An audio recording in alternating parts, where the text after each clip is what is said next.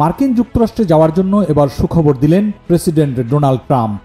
তিনি $10 lakh gold card অভিবাসন visa চালু করেছেন, কিন্তু সেটি সবার জন্য নয়।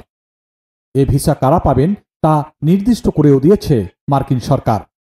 বিবিসির খবরে বলা হয়েছে, বিদেশি ধনীদের মধ্যে যারা কমপক্ষে $10 লাখ খরচ করতে পারবেন তাদের খুব দ্রুত মার্কিন ভিসা দেবে যুক্তরাষ্ট্র।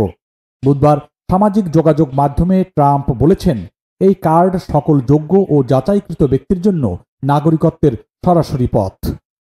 খুবই এক্সাইটিং। আমাদের মার্কিন কোম্পানিগুলো অবশেষে তাদের অমূল্য প্রতিভাদের ধরে রাখতে পারবে।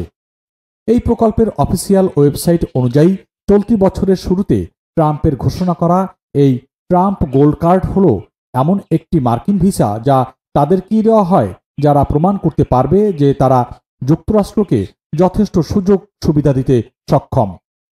বিবিসির খবরে আরও বলা হয়, এই গোল্ড কার্ড এমন এক সময় দেওয়ার ঘোষণা এলো যখন ওয়াশিংটনে তাদের অভিবাসন নিয়ে নানা রকমের কড়াকড়ির ব্যবস্থা চলছে।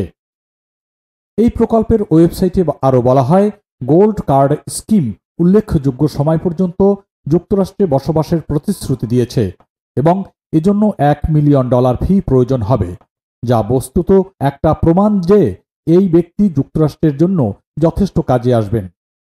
কর্মীদের স্পন্সরকারী ব্যবসা প্রতিষ্ঠানগুলোকে বাড়তি ফি সহ $2 মিলিয়ন বা $20 লাখ দিতে হবে।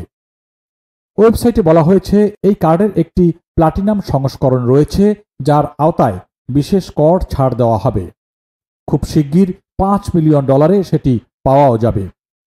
প্রত্যেক আবেদনকারীর পরিস্থিতির উপর নির্ভর করে সরকার অতিরিক্ত ফি নিতে পারে বলেও উল্লেখ করা হয়েছে ওই ওয়েবসাইটে।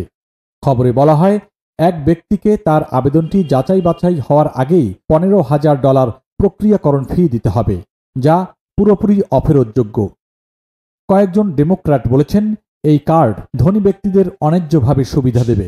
ট্রাম্প যখন প্রথম এই পরিকল্পনার কথা জানান তখন তিনি এই ভিসাগুলোকে গ্রিন কার্ডের মতো বলেই বর্ণনা করেছেন।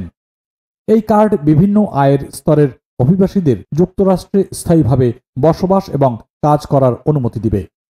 গ্রিন কার্ডধারীরা সাধারণত 5 বছর পর নাগরিকত্বের জন্য যোগ্যতা লাভ করবেন, কিন্তু এই গোল্ড কার্ডটি বিশেষভাবে উঁচু মাপের পেশাদারদের লক্ষ্য করে তৈরি করা হয়েছে। ট্রাম্প গুরুত্ব দিয়ে বলেছেন, যারা $50 লাখ দিতে পারবে তারাই নিজেদের জন্য কর্মসংস্থান তৈরি করতে পারবে। এই স্কিমের উদ্যোগ তখনই এসেছে যখন ট্রাম্প প্রশাসন দেশটি থেকে অবৈধ অভিবাসীদের বের করে দেওয়ার জন্য উল্লেখযোগ্য পরিমাণ অর্থ ব্যয় করছে।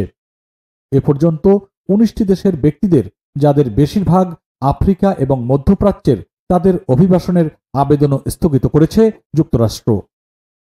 সরকার অ্যাসাইলাম বা আশ্রয় আবেদনের সব সিদ্ধান্ত স্থগিত করেছে। প্রেসিডেন্ট জো বাইডেনের প্রশাসনের অধীনে অনুমোদিত হাজার হাজার মামলা পর্যালোচনার সিদ্ধান্তের কথাও জানিয়েছে সরকার।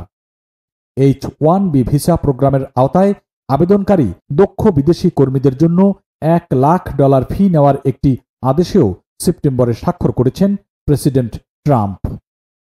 এই সিদ্ধান্তের ফলে যুক্তরাষ্ট্রে বিদেশি শিক্ষার্থী এবং টেকনোলজি ফার্মগুলো বা প্রযুক্তি সংস্থাগুলোর মধ্যে আতঙ্ক দেখা দেয়।